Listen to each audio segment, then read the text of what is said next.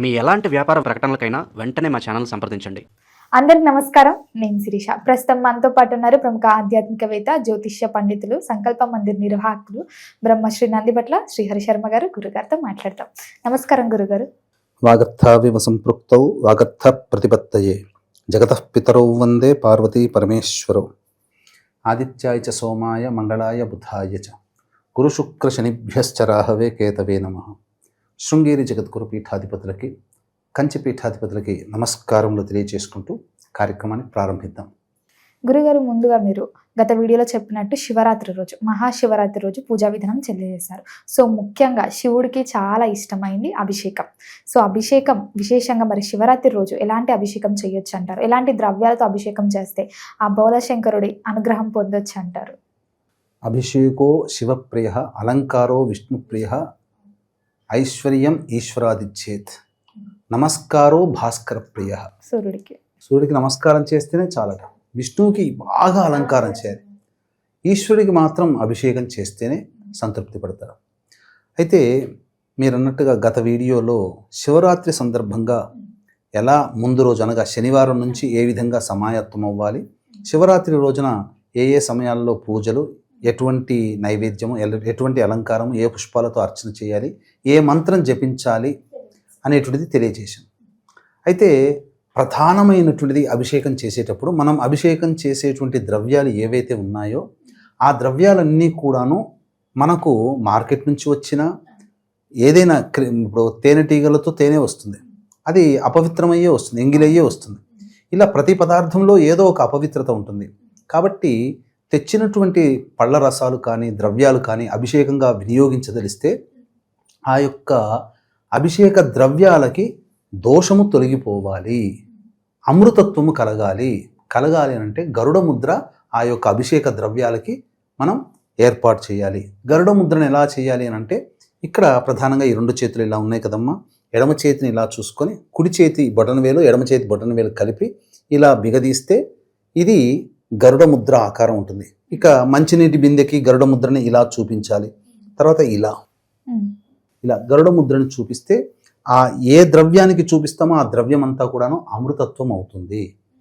ఇక తర్వాత విశేషంగా మనకు శివ పురాణాంతర్గతంగా కొన్ని విశేషమైనటువంటి అభిషేక ద్రవ్యాలు చెప్పబడి ఉన్నాయి. ఈ అభిషేక ద్రవ్యాలు చేయడం వల్ల పరమేశ్వరుని యొక్క దివ్య అనుగ్రహం సంపూర్ణంగా కలుగుతుంది. శాస్త్ర ప్రకారం మనం చేస్తున్నాం అంటే ఎంతోమంది పళ్ళ రసాలతో కానీ అనేక రకాలైనటువంటి ద్రవ్యాలతో అభిషేకం చేస్తుంటారు.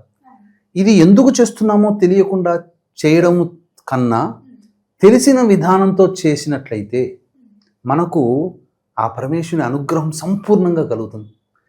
తెలవకుండా చేసినా కలుగుతుంది, కలగదనట్లేదు. తెలిసి చేసేటువంటి దాంట్లో మనస్సు లీనమవుతుంది, తెలవకుండా మనస్సు లీనం కాదు. ఇప్పుడు ఏదైనా ఒక పదార్థం బాగుంది అని చెప్పి అంటే మొదటిసారి విన్నవాడు తెలవకుండా పోతాడు, ఆ పదార్థం టేస్ట్ చేసిన తర్వాత దాని అనుభవం తెలుస్తుంది.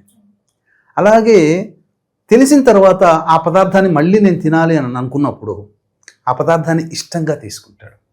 తెలిసిన విధానం కూడా అలా చేస్తే భగవంతుడు మనల్ని చక్కగా రిసీవ్ చేసుకుంటాడు. ఇప్పుడు ఒక ఉద్యోగానికి అప్లై చేయాలి అని అంటే కరికులం విటేకి ఒక ప్రొఫార్మా ఉంటుంది. ఆ ప్రొఫార్మాలో వేస్తేనే అందరూ చూస్తారు, ఇది కరెక్ట్గా ఉంటుంది. మనకి ఇష్టం వచ్చినట్టుగా క్వాలిఫికేషన్ వేస్తే నచ్చితే తీసుకుంటాడు దాన్ని బట్టి. కానీ ఒక అందమైన రూపము అనేటువంటిది అలాగే ఇది కూడా. కాబట్టి వీక్షించేటువంటి ప్రేక్షకులు ఈ యొక్క గరుడ ముద్రని ఇలా ఉన్నటువంటి దాన్ని మీరు అభిషేకం చేసే ప్రతి ద్రవ్యానికి ఇలా చూపించండి. ఇలా చూపిస్తే ఆ యొక్క పదార్థం అంతా విషతత్వం నుంచి బయటపడి అమృతత్వంతో ఉంటుంది. అప్పుడు ఈశ్వరునికి అభిషేకం చేస్తే సంపూర్ణముగా పరమేశ్వరుని యొక్క దివ్యానుగ్రహం కలుగుతుంది. ఇక ఏ ఏ ద్రవ్యాలతో అభిషేకం చేయాలో, ఎటువంటి ఫలితాలు కలుగుతాయో ఆలస్యం చేయకుండా వివరాలకు వెళ్ళిపోదాం. ఇక వీక్షించేటువంటి ప్రేక్షకులు గమనించాల్సినటువంటిది, ఈ యొక్క మహాశివరాత్రి సందర్భంగా పరమ పవిత్ర మహిమాన్విత కాశీక్షేత్రంలో శివరాత్రి 15వ తారీఖు రోజున విశ్వేశ్వరుని సన్నిధాన ప్రాంగణ సమీపంలో రుద్రపారాయణాలు, రుద్రాభిషేకం జరిపించడం జరుగుతుంది. ఈ యొక్క కార్యక్రమంలో నమోదు చేసుకోదలిచినటువంటి వాళ్ళు 15వ తారీఖు సాయంత్రం 6 గంటల లోపల మీ గోత్రనామాదులు నమోదు చేసుకోవచ్చు. ఇక సంబంధించి 17వ తారీఖు రోజున పంచగ్రహ కూటమి, అలాగే సూర్యగ్రహణం కూడా ఏర్పడుతుంది. అమావాస్య సౌత్ అమెరికా దేశంలో ఏర్పడుతుంది. మన భారతదేశంలో కనిపించకపోయినప్పటికీ దాని ప్రభావం ప్రపంచవ్యాప్తంగా ఉంటుంది. కాబట్టి వృషభ, మిథున, కర్కాటక, సింహ, తుల, వృశ్చిక, మకర, కుంభ, మీన రాశుల్లో జన్మించినటువంటి వారు ఈ యొక్క సూర్యగ్రహణము పంచగ్రహ కూటమి ప్రభావానికి గురవుతారు. కాబట్టి ఈ యొక్క గ్రహణ దోష నివారణార్థమై గ్రహణ దోష నివారణ పూజలు, హోమాలు, చండీ హోమము, మృత్యుంజయ, సుదర్శన, రుద్ర హోమాలు, శని దోష నివారణ పూజల హోమాలు కూడా జరిపించడం జరుగుతుంది. 17వ తారీఖు రోజున ఈ కార్యక్రమంలో నమోదు చేసుకోదలిచిన వాళ్ళు మధ్యాహ్నం 1 గంట లోపల మీ గోత్రనామాలు నమోదు చేసుకోవచ్చు. నమోదు చేసుకున్నటువంటి వారికి శక్తిపాతం చేసినటువంటి కరుంగలి మాల ఇవ్వడం జరుగుతుంది. అవకాశం ఉన్న వాళ్ళు స్క్రీన్పై కనిపిస్తున్న నెంబర్కి 2 కార్యక్రమాల్లో కూడా నమోదు చేసుకోవచ్చు, లేదా ఒక కార్యక్రమం అయినా నమోదు చేసుకోవచ్చు. ఇక మనకు ధర్మసింధు శివ పురాణాంతర్గతంగా చెప్పబడినటువంటిది ఏ ఏ ద్రవ్యాలతో అభిషేకం చేస్తే ఎటువంటి ఫలితం కలుగుతుంది అని మనకు చెప్పబడినటువంటిది. ఆవు పాలతో ఈశ్వరునికి అభిషేకం చేస్తే సర్వ సౌఖ్యాలు కలుగుతాయి. ఆవు పెరుగుతో అభిషేకం చేస్తే ఆరోగ్యము, బలము, యశస్సు కలుగుతుంది. ఆవు నేతితో అభిషేకం చేస్తే ఐశ్వర్యం అభివృద్ధి చెందుతుంది. అలాగే మెత్తటి పంచదార కలిపినటువంటి నీటితో అభిషేకం చేస్తే, పంచదార అంటే నోట్ చేసుకోండి, మనం వాడే తినే పంచదార కాదు, మిశ్రి, నవోద్గడ్డ, చక్కెరగడ్డ అంటారు. వాటిని బాగా దంచి పిండి చేసి ఆ పిండిని కలిపిన నీటితో ఈశ్వరునికి అభిషేకం చేస్తే దుఃఖనాశనము అంటే దుఃఖనాశనం అంటే సమస్త దుఃఖాలు మానవుడికి ఉంటాయి. ఆ దుఃఖనాశనం తొలగిపోతుంది. ఇదే వివాహం కాని వాళ్ళు ఈ యొక్క పంచదార పిండితో కలిపిన నీటితో అభిషేకం చేసి కన్నేరు పుష్పాలతో అర్చన చేస్తే మంచి అందమైన భార్య, అందమైన వరుడు లభిస్తాడమ్మా.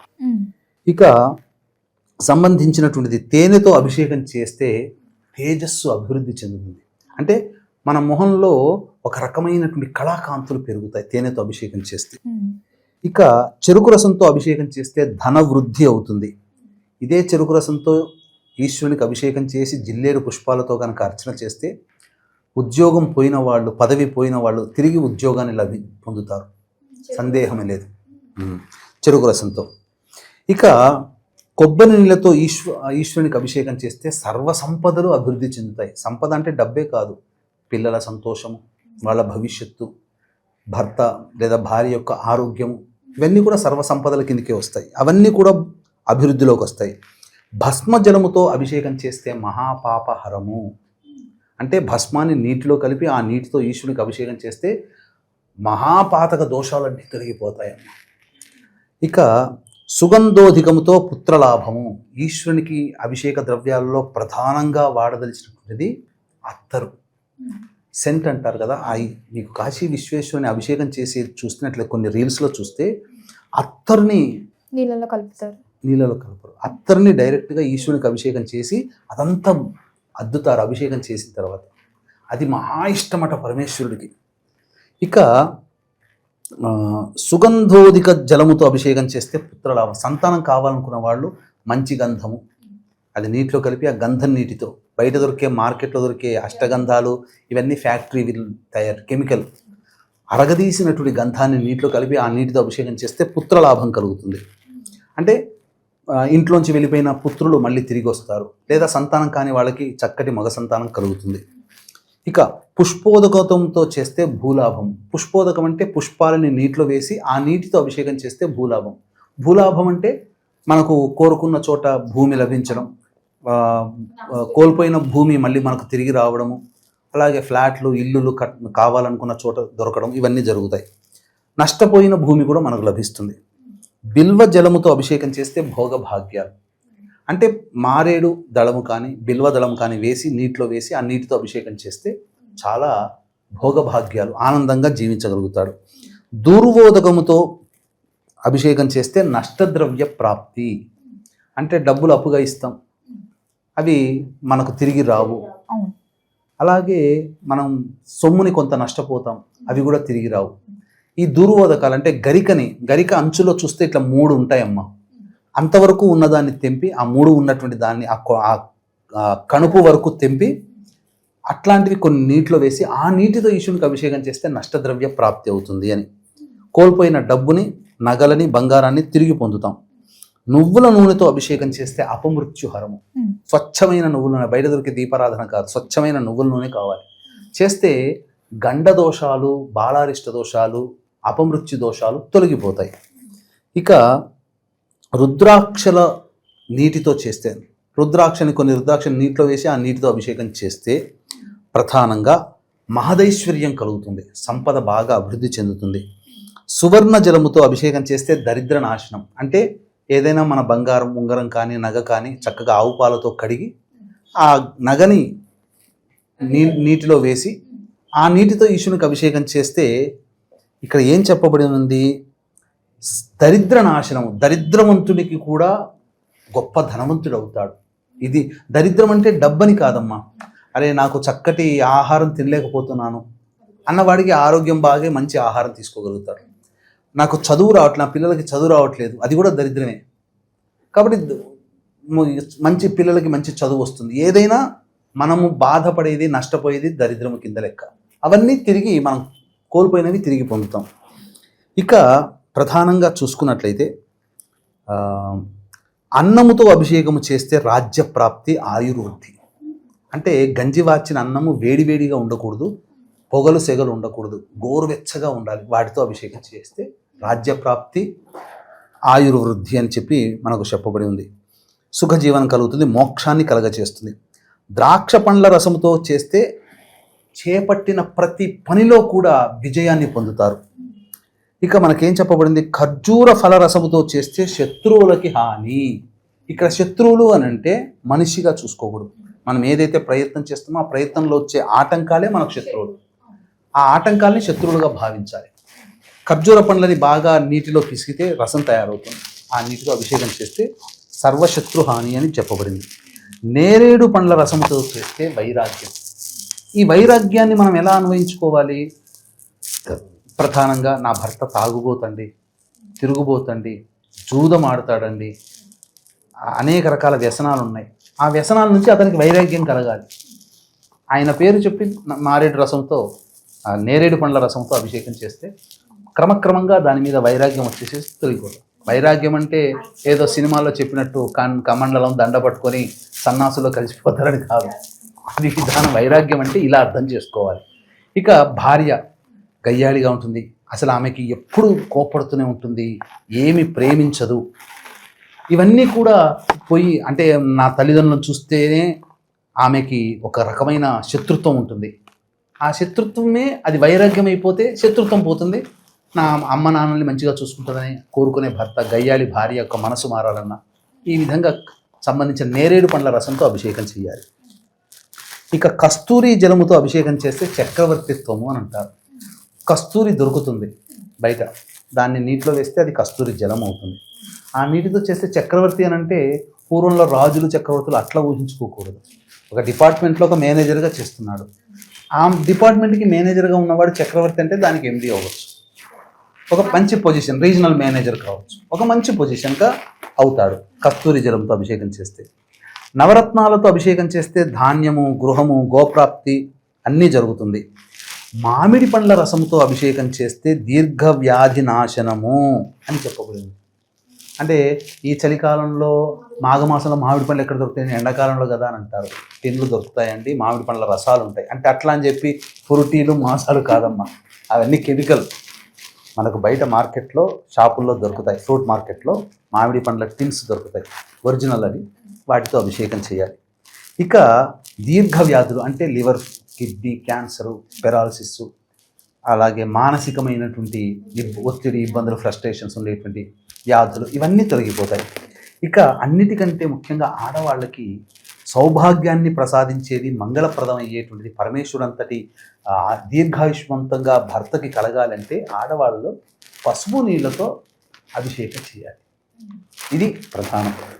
అట్లాగే శంకరునికి ఇక్కడ ఏం చెప్పబడి ఉంది అని అంటే, మనకు స్వచ్ఛమైన జలముతో అభిషేకం చేస్తే 10 అపరాధములు తొలగిపోతాయట. స్వచ్ఛమైన నీటితో అభిషేకం చేస్తే, అట్లాని కిన్లే బాటిల్లో లేకపోతే ఇంకేదో వాటర్ బాటిల్ కాదు, మనం బావి నుంచి తోడినటువంటి నీరు లేదా మోటార్ నుంచి వచ్చినటువంటి నీరుకి ఏదైనా అభిషేకం చేయాలంటే గరుడ ముద్ర వేయాల్సిందే. ఇంతకు చెప్పింది ఎటువంటి ఏ విధమైనటువంటి దోషాలు తొలగిపోతాయని కూడా శాస్త్రంలో చెప్పబడి ఉంది. వీక్షించేటువంటి ప్రేక్షకులు కూడా మన పీఠం ఆధ్వర్యంలో మహాశివరాత్రి రోజున కాశీ విశ్వేశ్వరుని సన్నిధాన ప్రాంగణ సమీపంలో రాత్రి సమయంలో రుద్ర పారాయణము, రుద్రాభిషేకం జరపబడుతుంది. ఈ కార్యక్రమంలో మీ యొక్క సంకల్పం నెరవేరడం కోసం చేసేటువంటిది. ఈ కార్యక్రమంలో నమోదు చేసుకోదలిచిన వాళ్ళు 15వ తారీఖు సాయంత్రం 6 గంటల లోపల మీ గోత్రనామాలు నమోదు చేసుకోవచ్చు. అలాగే సూర్యగ్రహణం సందర్భంగా పంచగ్రహ కూటమి భౌమ చతుర్దశి మంగళవారంతో వచ్చింది. అద్భుతమైన సమయం.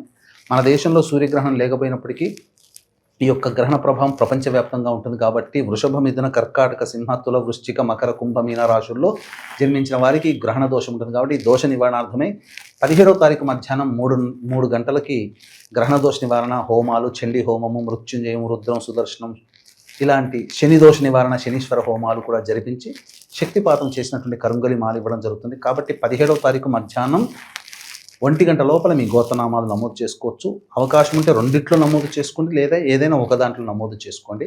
స్క్రీన్పై కనిపిస్తున్న నెంబర్కి కాంటాక్ట్ చేయవచ్చు. ఇక ప్రధానంగా చెప్పబడినటువంటిది ఏంటంటేనమ్మా, స్వచ్ఛమైన జలముతో అభిషేకం చేస్తే 10 దోషాలు, 10 అపరాధాలు తొలగిపోతాయి.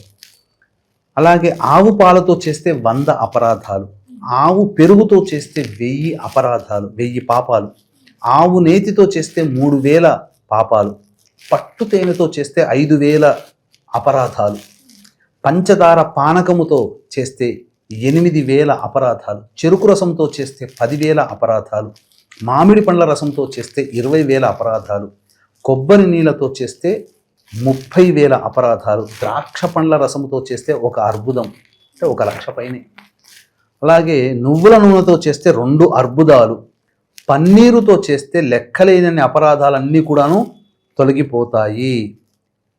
కాబట్టి పన్నీరు అంటే కూడా ఇది సుగంధ ద్రవ్యమే కదమ్మా. కాబట్టి పన్నీరుతో కూడా అభిషేకం చేయాలి. చేసేటువంటి ఇలా అత్తరుతో అభిషేకము, పన్నీరుతో అభిషేకం చేస్తే ఇట్లా సకలమైనటువంటి దోషాలు ఈ శివరాత్రి సందర్భంగా ఎవరైతే చేస్తారో ఈ చెప్పబడినటువంటి ద్రవ్యాలన్నీ మార్కెట్లో అతి తక్కువ ధరకి దొరికేవి. ఇంట్లో చేసుకునేవాళ్ళు లేదా దేవాలయంలో చేసుకునేటువంటి వాళ్ళు చక్కగా ఈ యొక్క ద్రవ్యాలతో తెచ్చుకొని చక్కగా చేసుకుంటేనమ్మా అద్భుతమమ్మా.